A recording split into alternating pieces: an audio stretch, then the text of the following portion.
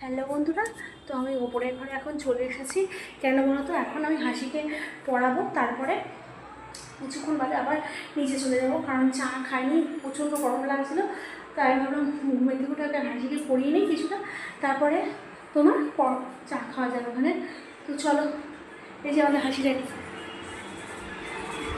হাসিরানি এখন ঠান্ডা ঠান্ডা জল খাচ্ছে। তুই কি খেয়েছিস সন্ধেবেলা? সবাইকে জানিয়ে দে। ওই কি তারপরে? হ্যাঁ,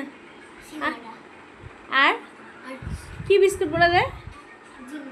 ও, তাহলে এগুলো তো হাসির খাওয়া হয়ে গেছে, আমি চা খাবো একটু বাদে। তো যাই হোক, সেটা পরের কথা। এখন হলো হাসিকে পড়াতে হবে। হাসির আন্টি পড়া দিয়ে গেছে, এই যে এই দেখো, বুদ্ধির পরীক্ষা। এটা হলো ওর টাস্ক। তো চলো হাসিকে ঝটপট করে পড়িয়ে নিই। থেকে তোমার হাসিকে পড়িয়ে আমি নিচে চলে এসেছি। তোমাদেরকে তো বলেছি যে আমার চা খাওয়া হয়নি, তাই চাটা গরম বসিয়ে ফেললাম। তারপরে কি বাইরে দেখলাম বেশ অন্ধকারই হয়ে আছে, রাত্রি তো। তো দেখলাম একটা বেড়ালও যাচ্ছে, তোমাদেরকে ক্যামেরায় সেটা দেখাতে পারিনি। তা চাটা আমার ফুটেই উঠেছে। এরপরে চায়ের কাপের মধ্যে চাটাকে ছেঁকে নিলাম। আর ওইদিকে আমার যা চলে এসেছিলো রান্নাঘরে, এসে বললো যে দিদিভাই আমাকে একটু ধোকাটা ভিজিয়ে দেবে। ও কিন্তু প্যাকেটের ধোকার যে জলের পরিমাণটা ও বুঝতে পারে না। তাই আমি ঠিক আছে, আমি ভিজিয়ে দিচ্ছি। তা আমি বললাম কেন, রাতের বেলা কি ধোকা করবে? তা বলে হ্যাঁ দিদিভাই আমার খুব ধোকা খেতে ইচ্ছা করছে। তো ঠিক আছে, আমি আবার ধোকাটা ওকে ভিজিয়ে দিলাম। তার মধ্যে আমি বললাম যে তোমার যখন খেতে ইচ্ছা করছে দুপুরবেলা বলতে পারতে। তা না না, আমি রাতের বেলাই করব।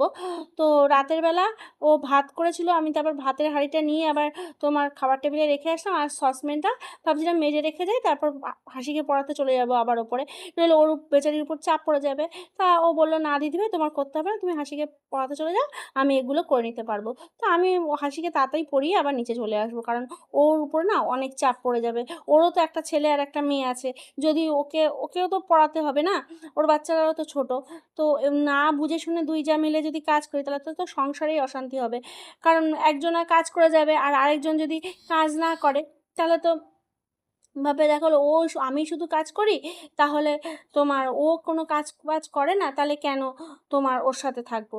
তো যাই হোক, এইসব কথা ভাবতে ভাবতেই তোমার দেখো আমার ভাতের সসপ্যানটা আমি তোমার বেসিনের মধ্যে রেখে দিয়েছি, আর ও মেজেই নিল তোমার ভাতের সসপ্যানটাকে। আর ওইদিকে আমি চায়ের প্লেটটাও নিয়ে নিয়েছিলাম, চা ছেঁকে ফেলেছি যেহেতু। তারপরে খাবারের বোতলে জল ভরলাম, কেন বলতো ওপরে এক বোতল জল নিয়ে যাইনি, খুব জল পিপাসা পেয়েছিল। তারপরে চায়ের কাপটা নিয়ে আমি আমার ঘরের উদ্দেশ্যে রওনা দিলাম।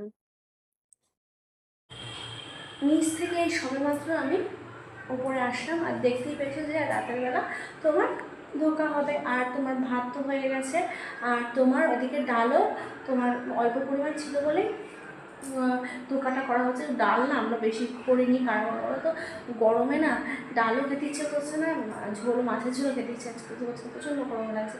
তো আজকের ভিডিওটাকে আর কন্টিনিউ করছি না, তোমাদের সাথে আবার নেক্সট ভিডিওতে দেখা হচ্ছে। তো টাটা বন্ধুরা, গুড বাই।